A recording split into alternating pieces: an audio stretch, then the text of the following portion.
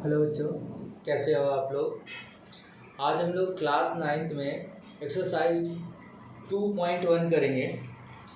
पर 2.1 करने से पहले हमें कुछ चीज़ें सीखनी है, तभी हम इस एक्सरसाइज को कंप्लीट कर सकते हैं। तो पहले बेसिक चीज़ें देख लेते हैं कि बेसिक चीज़ें क्या हैं। तो सबसे पहले इसमें बताया गया पॉलिनोमियल्स क्या होते हैं। पॉलिनोमियल्स से पहले भी हमें ये जानना पड़ेगा कि होल नंबर क्या होता है। होल नंबर, जिसे हम हिंदी में बोलते हैं पूर्ण संख्या। पूर्ण संख्या क्या होती है? पूर्ण संख्या जो 0 से स्टार्ट होती है, 1 2 3 और इन्फिनिटी तक चला जाता है, इसी को हम बोलते हैं होल नंबर्स। पॉलिनोमियल्स यानी बहुपद।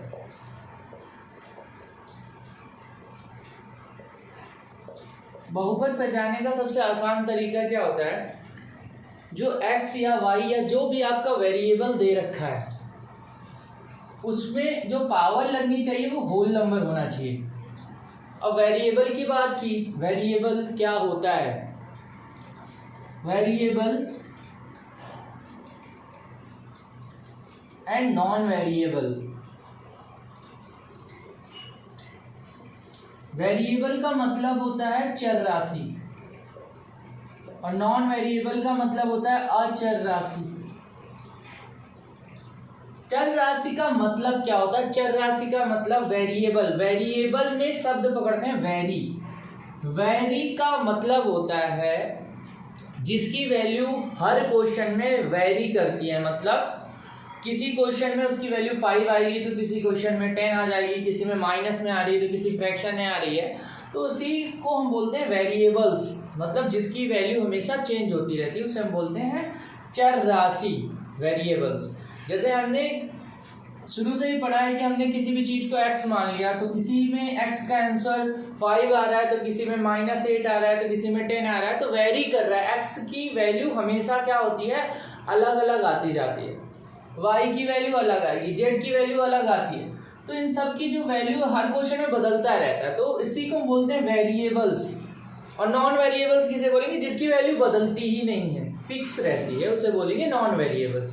अब सपोज करते हैं जैसे आपने कहीं क्वेश्चन में 4 लिखा, तो ये हमेशा 4 ही रहेगा, 4 की जगह 5 नहीं हो जाएगा। तो ये जो होता है ये नॉन वेरिएबल्स होता है, मतलब बदलता नहीं। लेकिन वेरिएबल्स जो होता है मतलब ये इसका हर क्वेश्चन में क्या होगा? वैल्यू बदलता रहेगा, तो इसे हम बोलते हैं वेरिएबल्स चर राशि, और नॉन वेरिएबल्स मतलब अचर राशि। तो जो भी वेरिएबल्स होते हैं वो अल्फाबेट के आधार पे लिखे जाते हैं। अल्फाबेट मतलब ए से जेड के बीच में हम उसको लेके लिखते हैं, अपनी मर्जी होती है जैसे भी आप यूज करना चाहो। तो पॉलिनोमियल्स जो बनता है हमारा, इसमें हमें मेनली जो देखते हैं जो वेरिएबल्स हैं उनकी पावर जो होगी वो होल नंबर अगर है, होल नंबर मतलब 0 हो सकता है, 1 हो सकता है, 2 हो सकता है, इन्फिनिटी तक पॉजिटिव नंबर्स हो सकते हैं, 0 भी हो सकता है, पर कभी भी माइनस में नहीं होगा, कभी भी रूट में नहीं हो सकता।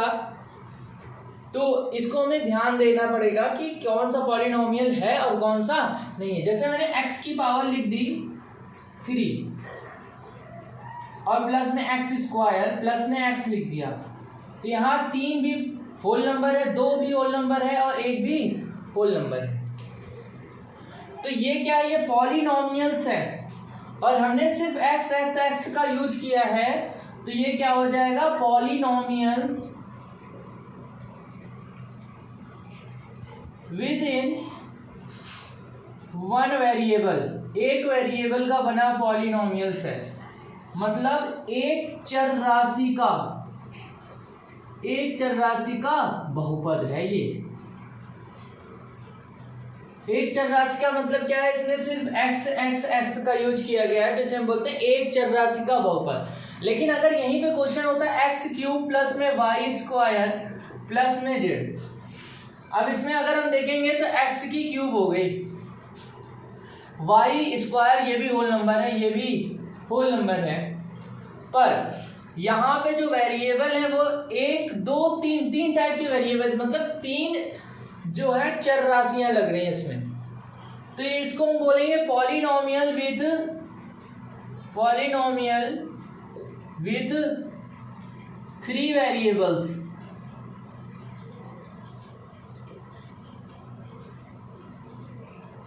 तीन चर राशि का बहुपद। तो ये हो गया हमारा जो बहुपद है पहचानने का तरीका। मतलब जो पावर लगी है वो क्या होनी चाहिए, होल नंबर। होल नंबर के सिवा अगर निगेटिव में है तो कभी भी वो बहुपद नहीं होगा। अगर x कभी भी रूट में है, जैसे आपसे मैं क्वेश्चन करता हूं, जैसे ये आपको करना है √8x² प्लस में y हो गया ये क्वेश्चन, और दूसरा क्वेश्चन हो गया 8√x प्लस y।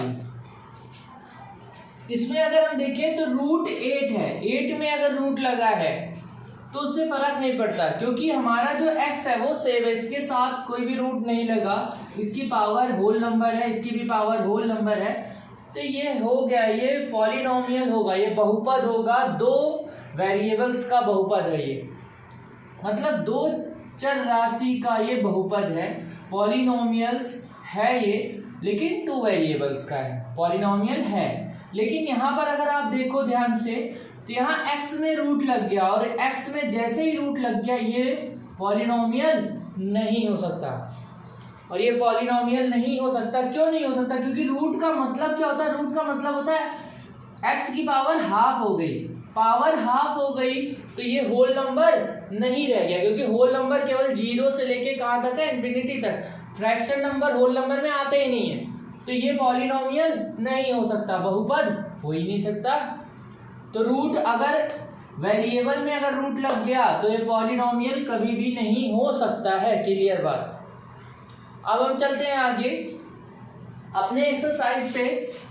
अगर हम एक्सरसाइज को देखें तो इसमें जो पहला क्वेश्चन है, which of the following expression are polynomial in 1 variable and which are not. कौन सा ऐसा है जो कि पॉलिनोमियल इन 1 वेरिएबल है, पॉलिनोमियल इन 1 वेरिएबल। ध्यान से क्वेश्चन, एक चर राशि का बहुपद, एक चर राशि का बहुपद पहचानना है हमें। तो सबसे पहले जो पहला है, पहले क्वेश्चन का पहला 4x² माइनस 3x प्लस में 7। यहाँ x की पावर अगर हम देखें तो 2 है, यहाँ x की पावर 1 है, यहाँ x की पावर 0 है। x की पावर 0, x की पावर 0 की वैल्यू क्या होती है, 1 है। x की पावर 0 की वैल्यू 1, तो 7 को 1 से मल्टीप्लाई कर दिया, क्या हो गया यहाँ पे 7। तो जो भी नंबर है वो सारे के सारे क्या है, होल नंबर है, और सब में x x x है। तो लिख दोगे यस, यानी हाँ। क्या है ये, एक चर राशि का बहुपद है, यानी पॉलिनोमियल इन 1 वेरिएबल है ये। Yes, it is polynomial of 1 variable. हाँ, यह एक चर राशि का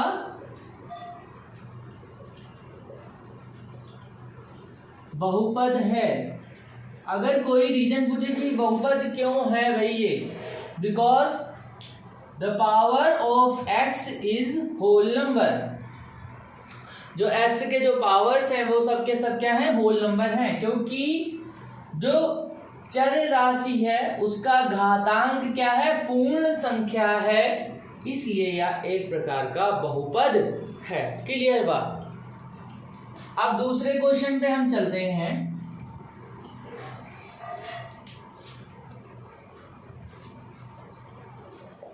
y² प्लस में √7 लिखा हुआ है, 7 नहीं है, 2 है। y² plus √2। तो इसमें देखिए हमें मतलब क्या होता है, हमें सिर्फ वेरिएबल की जो पावर है उससे मतलब है। जो डिजिट है वो रूट में हो भी सकता है, नहीं भी हो सकता, होगा तो भी ये पॉलिनोमियल होगा, और नहीं होगा तो भी हम y की पावर देखते हैं, y की पावर तो 2 है, 2 होल नंबर है, तो yes it is a polynomial. ये हाँ पॉलिनोमियल है और एक वेरिएबल का है, क्योंकि सिर्फ और सिर्फ y है। हमें √2 से कोई मतलब ही नहीं है, रूट के अंदर 2 है, अच्छी बात है, डिजिट से हमें मतलब नहीं होता। तो भाई हमें सिर्फ ये जानना है, तो वेरिएबल है जो चर राशि है उसकी पावर क्या होनी चाहिए, होल नंबर होनी चाहिए, बस खत्म बात। तो होल नंबर है तो ये पॉलिनोमियल है, और सिर्फ एक वेरिएबल है तो पॉलिनोमियल इन वन वेरिएबल है, खत्म बात। एक चर राशि का बहुपद है ये। तीसरा क्वेश्चन करते हैं। तीसरा क्वेश्चन अगर ध्यान से देखें तो 3√t प्लस t√2, यहाँ पे गड़बड़ी हो गई। यहाँ देखो t क्या हो गया, रूट के अंदर हो गया, और जैसे ही रूट के अंदर हो गया t की पावर हो गई हाफ, यानी रूट का मतलब होता है पावर हाफ चढ़ जाती है। तो t की पावर अगर हाफ चढ़ गई तो ये होल नंबर नहीं रह गया। अब ये होल नंबर नहीं रह गया तो ये पॉलिनोमियल नहीं होगा, बहुपद नहीं है ये, क्लियर बात।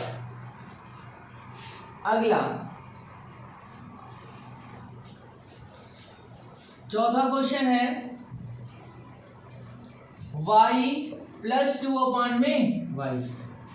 ये भी ध्यान से अगर हम देखें तो y प्लस में हम 2 और y को अगर हम ऊपर लाते हैं, तो मैंने आपको सिखाया था अगर a की पावर m है और हमें इसको ऊपर लाना है, तो a की पावर जो पावर होती है उसका साइन पलट जाता है, क्या हो जाएगा, -m हो जाएगा। यानी यहाँ y की पावर 1 है, ये जब हम इसको ऊपर ले जाएंगे तो y की पावर क्या हो जाएगा, यहाँ -1 हो जाएगा। साइन जो होता है नीचे वाले को अगर ऊपर ले जाओगे या ऊपर वाले को नीचे ले आते हो तो हमेशा साइन जो होता है वो पलट जाता है। यानी अगर यहाँ माइनस होता तो ये प्लस हो जाता, प्लस है तो माइनस हो गया, और अगर ऊपर से भी नीचे लाओगे तो भी साइन क्या होगा, पलटेगा। तो ये क्या होगा, यहाँ पे y की पावर 1 था, ये ऊपर गया तो y की पावर -1, और जैसे ही y की पावर -1 हुआ तुरंत पता लग गया कि ये होल नंबर नहीं है, और होल नंबर नहीं है तो ये बहुपद नहीं है, पॉलिनोमियल नहीं है, ये पूर्ण संख्या नहीं है, इसलिए ये बहुपद नहीं है। तो no, it is not a polynomial, नहीं, यह एक पॉलिनोमियल नहीं है। क्यों नहीं है, because the power of y is not a whole number, क्योंकि y का घातांक एक पूर्ण संख्या नहीं है। अगला क्वेश्चन है पांचवा, x की पावर 10 प्लस y की पावर 3 प्लस क्या लिखा है ये, t की पावर 50। यहाँ पे देखेंगे ये भी होल नंबर है, ये भी होल नंबर, ये भी होल नंबर है, पर दिक्कत यहाँ पे ये है कि ये पॉलिनोमियल तो है लेकिन 1 2 3 वेरिएबल का है, और हमें क्वेश्चन में क्या लिखा हुआ है, पॉलिनोमियल इन वन वेरिएबल है। तो क्या लिखेंगे, it is a polynomial of 3 variable, it is a polynomial of 3 variable, not 1 variable, not in 1 variable. क्यों, और हिंदी में लिखेंगे यह 3 अचर राशि का बहुपद है, एक चर राशि का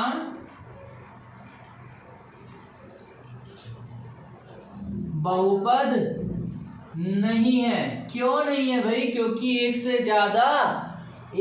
ज्यादा चर राशि आई हुई है, x भी आया है, y भी आया है, t भी आया है, because it contain 3 variable x, y and t, so it is not a variable, a polynomial in 1 variable, इसीलिए यह एक चर राशि का बहुपद नहीं है। ये आपका पहला क्वेश्चन खत्म हो गया 2.1 एक्सरसाइज का। अब हम दूसरा क्वेश्चन करेंगे 2.1 का। दूसरे क्वेश्चन में हमें क्या बताना है, दूसरे क्वेश्चन में हमें कोफिशिएंट बताना है ऑफ एक्स स्क्वायर का कोफिशिएंट बताना है भाई, गुणांक बताना है एक्स स्क्वायर का गुणांक या कोफिशिएंट का मतलब क्या होता है? को मतलब आगे आने वाला, एफिशिएंट मतलब जिससे मल्टीप्लाई किया, गुणांक गुणा करना मतलब जिससे मल्टीप्लाई हुआ है एक्स स्क्वायर में। मतलब मैं अगर 8x² यहाँ पे लिख दिया तो एक्स स्क्वायर के आगे जो डिजिट है वही हमारा क्या होगा? कोफिशिएंट यानी गुणांक होगा। क्वेश्चन करते हैं, सब कुछ समझ में आ जाएगा। और एक बात ये याद रखना है, जब भी हम कोफिशिएंट लिखते हैं यानी गुणांक लिखते हैं तो हमेशा साइन के साथ ही लिखेंगे। साइन को अगर आपने छोड़ दिया तो कभी कभी जब माइनस होगा तो वो क्वेश्चन आपका गलत हो जाएगा। तो हमेशा आदत ही डाल लीजिए कि जब भी कोफिशिएंट लिखना है, गुणांक लिखना है, तो आपको साइन के साथ ही लिखना है। तो जैसे पहला क्वेश्चन हो गया आपका 2 + x² + x। अब इसमें हमें एक्स स्क्वायर का लिखना है गुणांक, तो हमें एक्स स्क्वायर का गुणांक ये रहा x²। इसके आगे क्या लिखा है? 1। कुछ नहीं है मतलब 1 है। तो x² का तो यहाँ पे लिख दीजिए कोफिशिएंट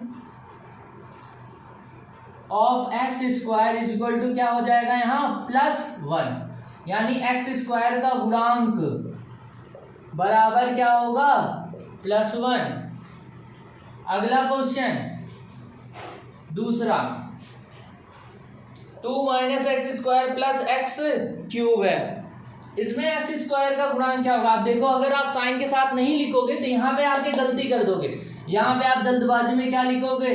x² का गुणांक 1 है, जबकि x² का जो गुणांक है यानी कोफिशिएंट है वो यहाँ पे क्या होगा? -1 होगा। साइन के साथ लेना आपको, तो -1 हो जाएगा इसका कोफिशिएंट।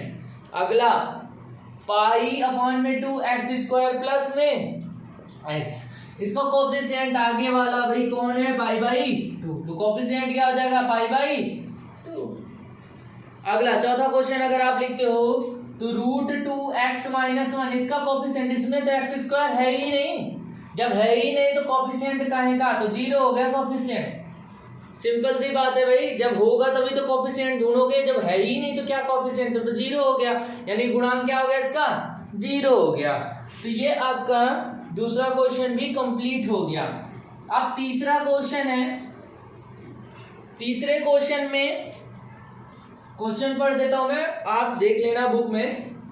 2.1 का तीसरा question, give 1 example each of binomial. पहला देखिए, बायोनोमियल मतलब 2 पद होने चाहिए ऑफ डिग्री, जहां डिग्री लिख जाए मतलब मैक्सिमम पावर हो गई वो, ऑफ 35।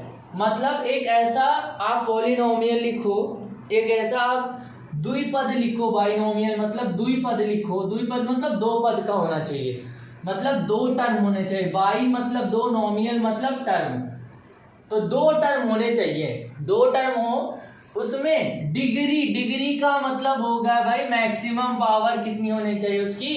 35, यानी उसका जो मैक्सिमम घातांक होना चाहिए वो कितना होना चाहिए?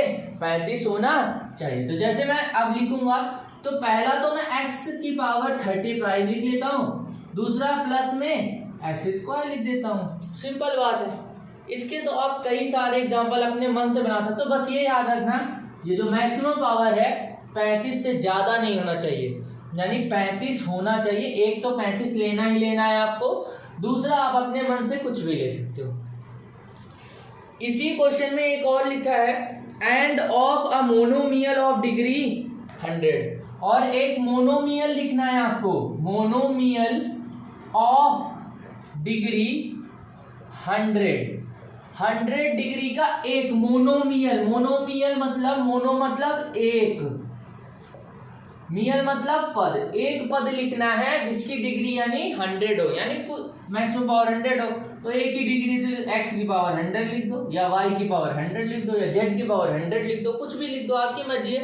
बस पावर 100 रहेगी क्योंकि डिग्री की बात की है। डिग्री की बात जब भी होगी तो मैक्सिमम पावर आपको वही लेना है, खत्म बात। अगला क्वेश्चन भी देखिए, तीसरा वाला, इसमें डिग्री ही पूछा है आपको। चौथा, इसमें आपको डिग्री पूछा है कि डिग्री क्या है क्वेश्चन में। तो पहला क्वेश्चन है 5x³ प्लस 4x² प्लस में 7x। ऐसे क्वेश्चन आते भी नहीं है ज़्यादा, लेकिन देख लीजिए क्योंकि ये 2 मिनट का काम है। इसमें डिग्री मतलब मैक्सिमम पावर, मैक्सिमम पावर क्या है इसकी 3 है, तो ठीक है आंसर 3 हो गया, खत्म बात। दूसरा 4 - y², इसमें मैक्सिमम पावर कितनी है 2 है, हो गया 2 आंसर। तीसरा हो गया 5t - √7, इसमें जो डिग्री होगा वो कितने का होगा 1 का। और चौथा हो गया 3 के साथ तो कुछ भी पावर में है ही नहीं, तो पावर में नहीं है मतलब मान लो यहाँ पे x की पावर 0 रहा होगा, तो x की पावर 0 की वैल्यू 1 हो गई, 3 × 1 हो गया 3, तो कितना हो गई डिग्री यहाँ पे 0। अब आपको बताना, मैं आपको एक क्वेश्चन देता हूँ, इसकी डिग्री आपको बतानी है, किसकी डिग्री क्या होगी। √x प्लस में 7, इसकी डिग्री क्या होगी आपको करके करना है, और करके कमेंट बॉक्स में लिख देना आंसर जो भी आए।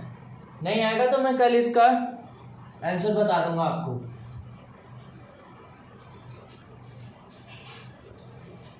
पांचवा क्वेश्चन है, हमें क्लासीफाई करना है। Classify the following as a linear, quadratic and cubic polynomial. Linear का मतलब होता है रैखिक समीकरण में। रैखिक समीकरण मतलब मैक्सिमम पावर क्या होगी, मैक्सिमम पावर होगी 1, यानी अधिकतम घातांक, अधिकतम घातांक कितना होगा इसमें 1 होगा लीनियर में। अगला है क्वाड्रेटिक।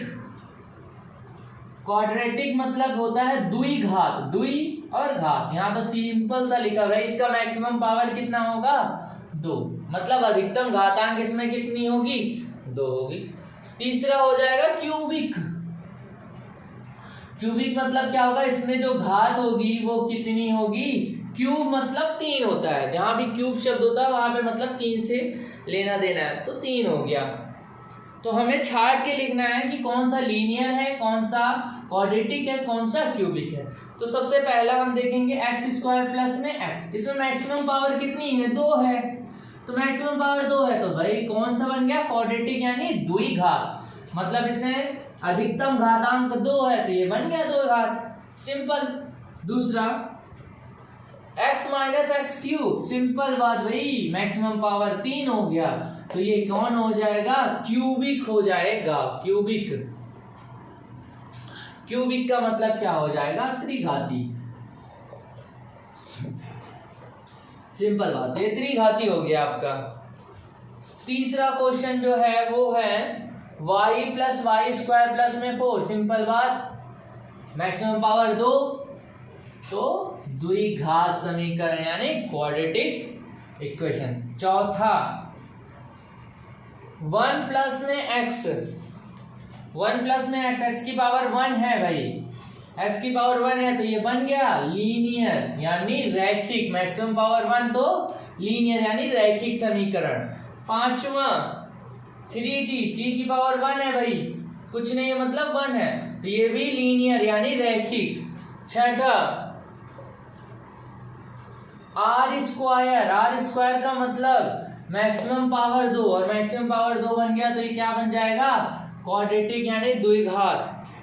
7x³, तो क्या हो जाएगा ये मैक्सिमम पावर 3, तो क्या बन गया ये क्यूबिक। और इसी के साथ आपका 2.1 एक्सरसाइज पूरी तरीके से कंप्लीट हो गया, और आपके जो कॉन्सेप्ट है मेरे हिसाब से तो क्लियर हो गए होंगे, और जो भी क्लियर नहीं भी हुआ है वो आप कमेंट सेक्शन में बता देना, तो उसको मैं फिर से वीडियो बना के आपको क्लियर करवा दूंगा। तो चलिए मिलते हैं नेक्स्ट क्लास में आप सबसे।